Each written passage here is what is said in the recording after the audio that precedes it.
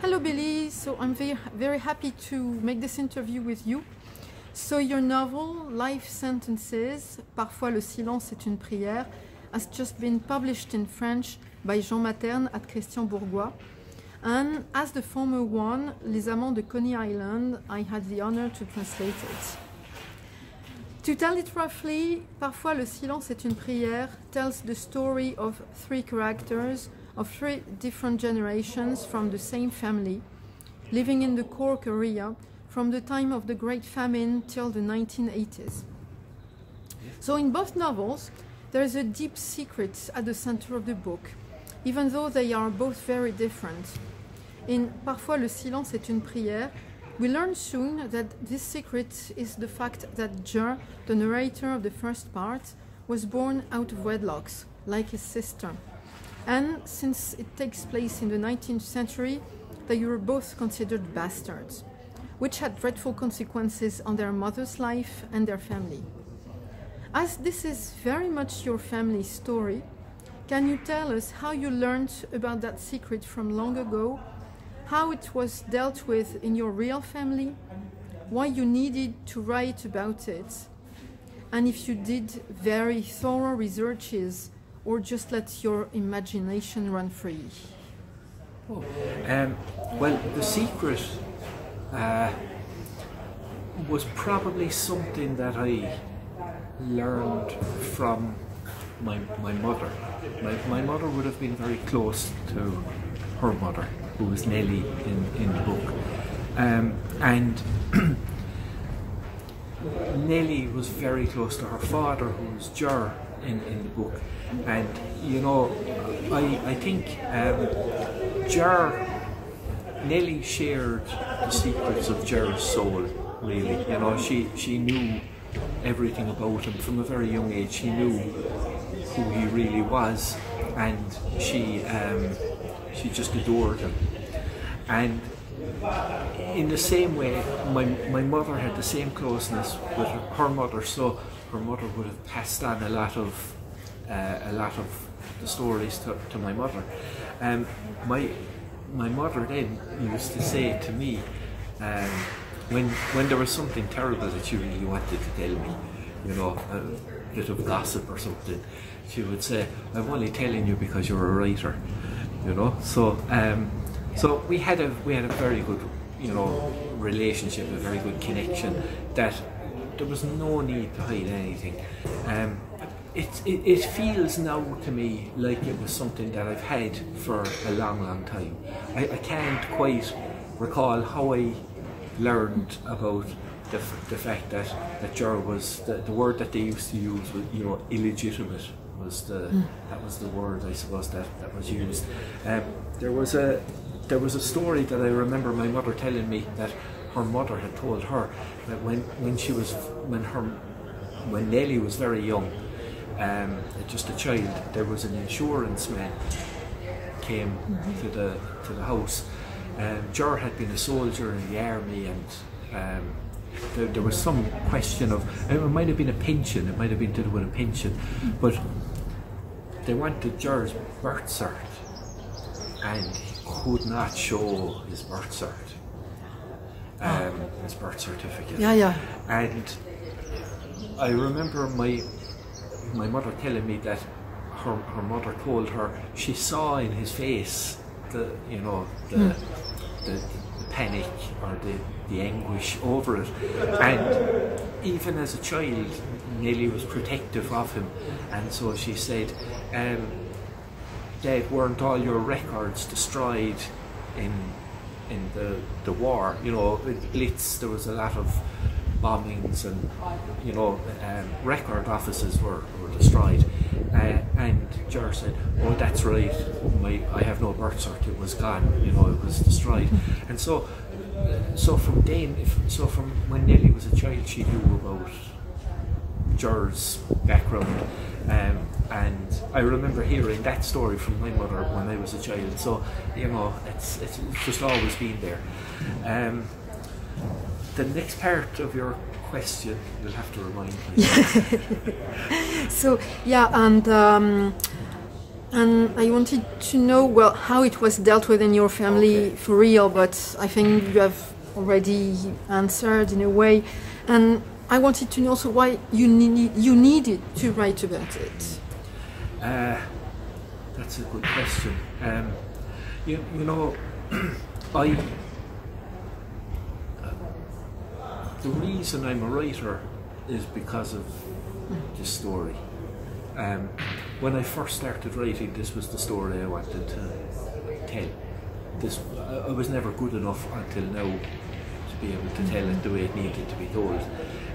I suppose there's probably a few reasons why I wanted it written, but to a large extent it was, you know, there are many Irish stories and there are many great Irish writers, and I never felt there was one that was writing about the world I knew, the background I had, you know. And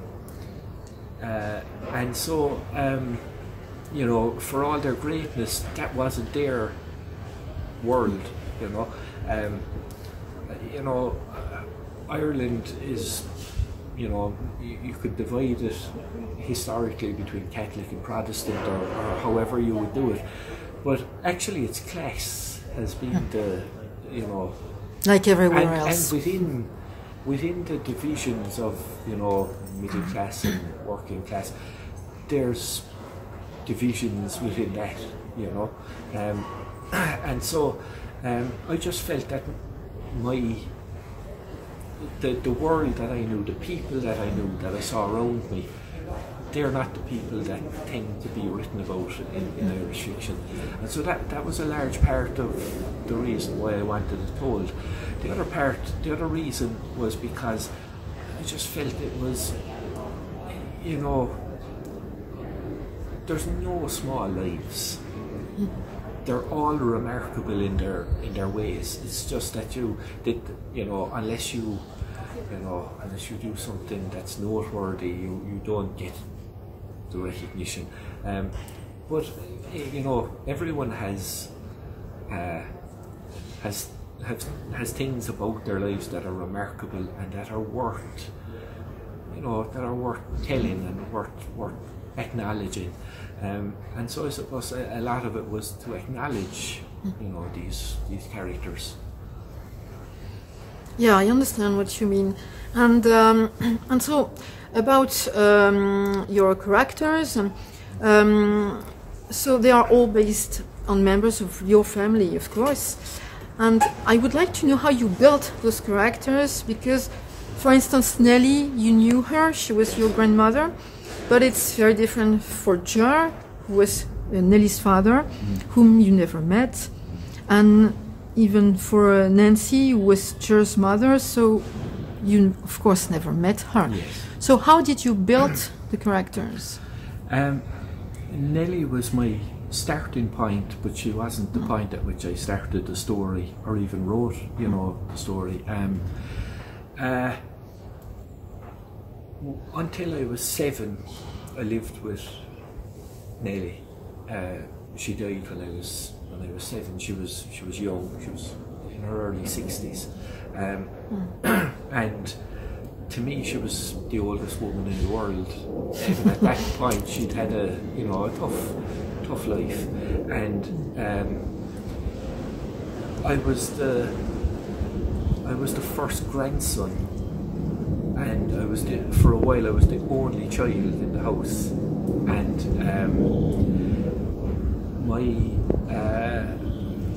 my parents had a brother born in 1979, but he died as a baby. So there, you know, I had a bit of a run where I had it all to myself until I was about 6, I suppose. And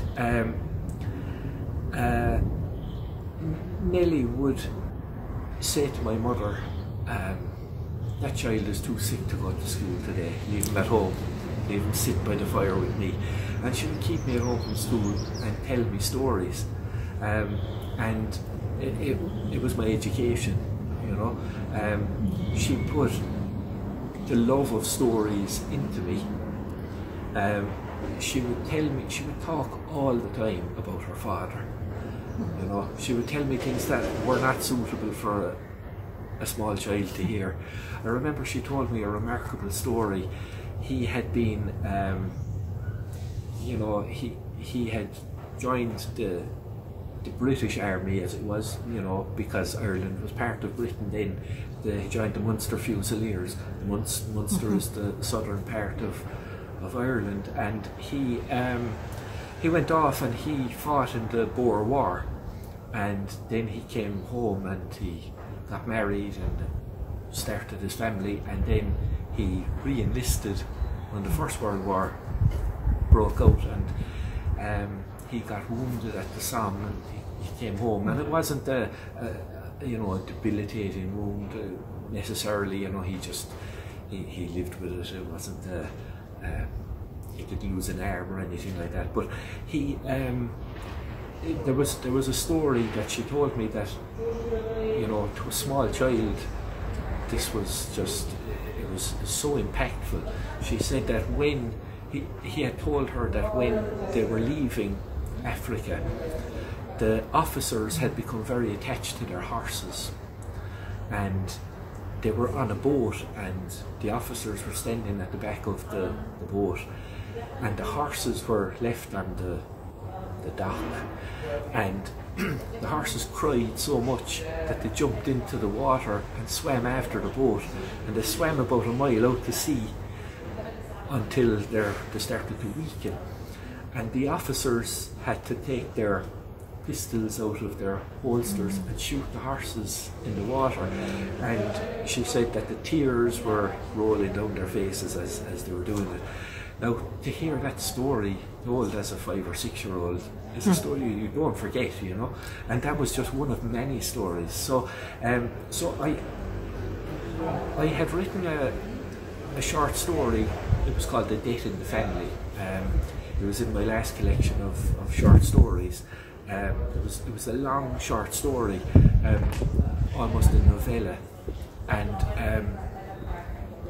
it was a story that my grandmother had told me about the night her brother died. She had a little brother named Jimmy, and he fell off the back of a goat. He was picking ivy to feed the goat, and he was standing on the back of a goat, his pet goat, and the goat moved and he fell and broke his back, and he died slowly. But anyway, that was another story that not really suitable for a child to hear, but it was a story that I always wanted to write, and I tried it many times down through the years to write it, and I could never get it, and then I eventually did managed to write it the way that, you know, that satisfied me. And once I had that, this book opened up like a flower to me. It was incredible. All the stories were just there to be written. I felt like I knew Ger very well from all the things that I had heard about him, you know. He seemed to have an imprint on our lives growing up, even though he was dead years before I came along. His mother had lived with him until the end of his life, and in the same way that my grandmother adored her father, he adored his mother. And so I knew that was my sort of foundation that I had. I knew this had to be a story that was going to be, you know, the foundation had to be love. That was the, you know, that was the important thing, and it was what made sense of all the rest and how people would endure. So yeah, I had to do a lot of research for you know, to find their story, who they actually were. It was my sister discovered the records for Ger's baptism in the workhouse. The workhouse is about a mile or so from where I live, It's a hospital now, and it has been for 100 years. It's about a mile from where you live, Yeah, also. That's yeah. very close. And not only that, my sister was born there, unknowingly, you know. It was, and so a few years ago we had exhausted all other avenues of the records, and she discovered that there was an office that had microfilm of the workhouse records for Cork. And so we went one day and we scrolled through lots of microfilm records, and we found Ger's birth record and his sister's birth record, and we found the name of his father, which I'm not sure that my grandmother, I don't know if my grandmother ever knew his name, but Ger certainly knew his name. Because when, you know, Ger only had his mother's surname, his family name, which was Martin. When he got married, he had to fill in the marriage register, and he put down that his mother was a widow. And he put down his father's name was Michael Martin, so he knew his name was Michael. He didn't put down Egan, which, you know, so there was a few clues like that along the way. But on the birth record, he was listed as the father for both the children, and Nancy was listed, and it gave her occupation, and not on the first record, which was Ger's sister, it just gave her name, but on the second one, it gave her occupation as prostitute. Wow. And you know, that was an earthquake, you know, when that happened, when I saw that. And then I came away and I had to try to process that, and I spoke to my mother about it, and she told me that she had actually remembered her mother saying that there were a couple of women, elderly women at the time, you know, further back, and they would make sort of insinuating remarks sometimes. So I'm not sure how widely it was known, but nothing was a secret. You know, Cork is a small place, and you know, rumours at least would have, you know, spread. So from there, it was, you know, my sister and her boyfriend were the ones. They're much younger than me, and they're more computer literate than me. They managed to track down a lot of the records that we needed, including where Nancy had come from, which was Cape Clear, a small island off the, you know, off West Cork. And it was an area, that whole area of West Cork was very badly hit during the famine. You know, there's mass graves there, and it was you know, it was a place that was, you either died or you immigrated. You know, that was largely it. And so it was a very gradual coming together of all of these facts, you know, and I suppose I was living with them over a period of time and just built them in my mind, you know, from all I knew. I mean, the house that Nellie dies in is the house where I was born and raised. Just across the road from our back wall was the house where Nellie was born, where Ger was born, or well, not born, but he was raised there. And so Nancy died there, Ger died there, you know, and my grandmother's sister lived there when I was a child. You know, she was a widow. So, and so, you know, the story was there all the time. I was never far from the story. Yeah, that's very interesting. So, but did you find it more difficult to write about somebody you knew very well, like Nellie, or about Nancy, where, because for Nancy you had to imagine what she was like, because you didn't know her character and all.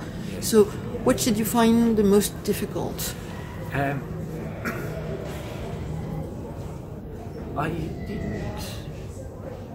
I suppose Nancy certainly was the hardest part to write. You know, when I sometimes still dream about, you know, about Nelly. You know, sometimes I'll wake from a dream and I almost expect her to be there. You know, I can see her so clearly. You know, Ray Bradbury, the writer of Fahrenheit 451 and many books, he said once that a writer draws all their knowledge of the world from the first 7 years of their life, because that's when your senses are, everything is new, all your experiences are, that's when everything is most vibrant. It probably doesn't apply to everything, but it applies to a lot, and I think my childhood, that section of my childhood seems very vivid to me, so I can close my eyes and I can see Nelly. You know, I can see the little way that she moved, and you know, the way she was, the way she smiled, the clothes she wore. Ger was, there were pictures of Ger. You know, there were pictures of him as a soldier, and there was pictures of him as an old man. So I had a very clear image of him. But the only picture I had two pictures of my great-great-grandmother, Nancy. One was on, it was a kind of a passport. It was a letter. In the story, she's about to go off to England to raise her daughter's children. Her daughter has just died, and she had to get a passport, and there was a little photograph of her. She looked so old in the photograph, and she couldn't have been as old as she looked. But also she signed the letter with an X. You know, she couldn't read and write. Now Ger could read and write beautifully. Wealthy people from the area would come to Ger to ask him to write letters for them, you know. Maybe it was something he picked up in the army, or I'm not sure where that came from. But Nancy, that was another, I mean, it's those kind of details, you know, when you know someone can't read and write, you start seeing how limited their life can be, you know, in certain ways. And that was hard to write because it took a lot of building, you know, and it was the closest I could get to keeping all the facts, you know, the way that she is on the page now. But yeah, that issue is the hardest part, I suppose. Yeah, and that leads me to my next question, because you told me when I started the translation that the three narrators of the book did not really have a voice of their own, but that it's rather the voice of the family line. So, can you explain what's the voice of the family line and why you made that choice? Yeah, you know, for a story like this,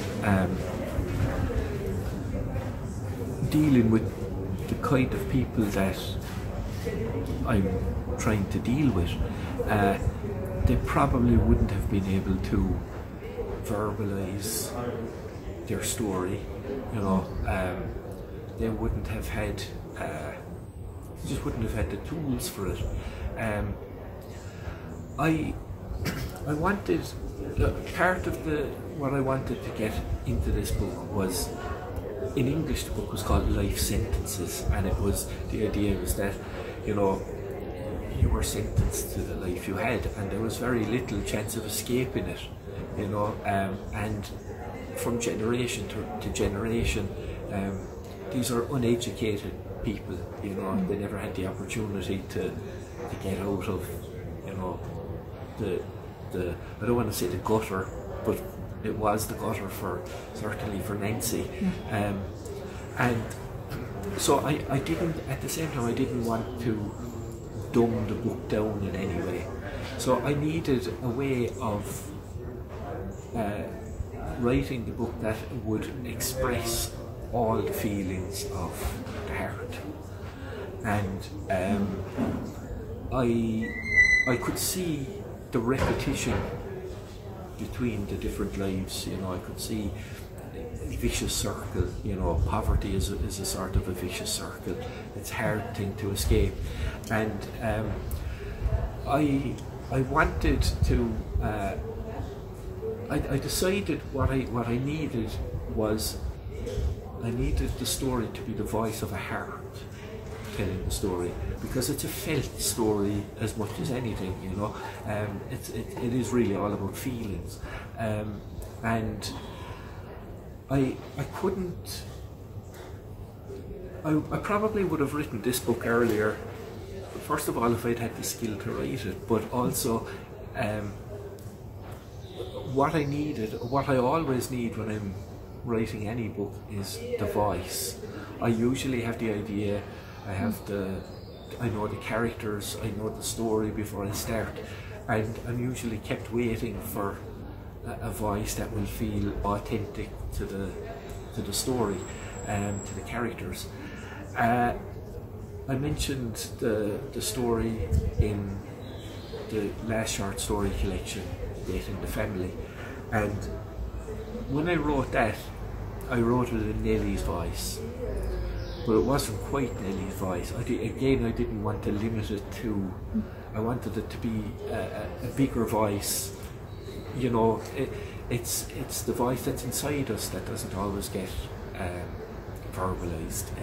You know, we all feel the same way about things, we all have the same, you know, instincts, and I wanted it to be that. And once I had written that story, as I said, this book opened up for me, because I knew that I was going to have to, first of all, I was going to have to write it in the first person. Then I was going to have to write it in 3 different first person, from 3 different perspectives. And then I knew that there had to be subtle differences between the 3, but they also had to be a running, you know, commonality, I suppose, between the 3. And I think it continues, you know. It's like genetic memory, you know. And that's something I think about often as well, because you know, maybe it's because I know the story and the place so well, you know, that I can almost see their lives, you know. I can see Nancy standing at the front gate, you know. I can so it's very easy for me to visualize it, and you know, I wonder where, you know, what's embedded in us, you know, whether it's a DNA, you know, something in our DNA that just gets passed along. One thing as well was that Nancy was a noted storyteller, and you know, she couldn't read and write, but she was well known, you know, for telling stories. And so you know, my grandmother passed that on to me, I suppose. So yeah, that's very clear. It comes from somewhere, you know. Yeah, absolutely. Absolutely. So I heard you say in an interview that you read poetry every day, but that you don't write it. Yeah. And well, I completely disagree. What strikes me in your novel is the language. It is so incredibly beautiful. And I heard you also reading an excerpt of the book, and it really sounded like poetry to me, because the rhythm is so important. So don't you think that your narrative is imbued with poetry? Yeah, I do. I remember talking about this once with John Bentel, and he told me that he had a conversation once with John McGahern about this, and John McGahern said there's more poetry in the prose, some of the prose that's around, than there is in any of the poetry that's around at the moment. And I'm not sure that's true, but I do read poetry every day, and